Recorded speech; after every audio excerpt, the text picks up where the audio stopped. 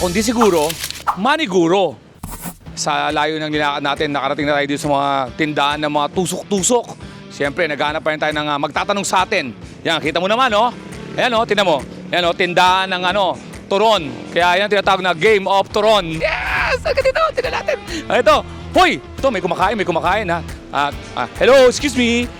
Ano name mo? Rodel po. Rodel, gaano kainit ang banana Q?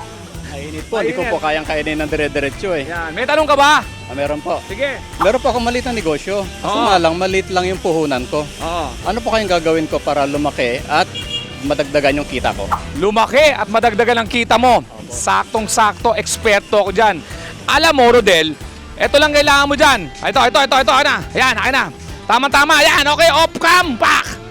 Salamin. Ayan, suot mo yan. Oh. Pag sinuot mo yan, lilinaw ang mata mo. So, ibig sabihin, marami ka nang makikita. So, lalaki na yung kita mo. Galing ko, di ba? Kita mo yon? Kita mo yon? Kita mo yon? Doon dahil mong kita. Ganun lang yun eh. Okay, Del? Okay po. Ayos ba yun, John? Di siguro, Alex. But seriously, speaking to our loadies, growing your business with a small budget requires a lot of creativity and effort. Focus on keeping costs low, finding niche markets, and offering exceptional service.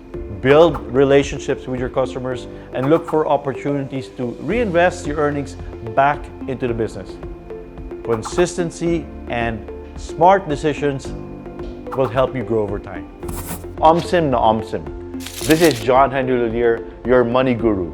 And don't forget to like and share para laging updated on our Money Guru episodes. Tutok lang palagi, Money Guru, dito sa Money Guru.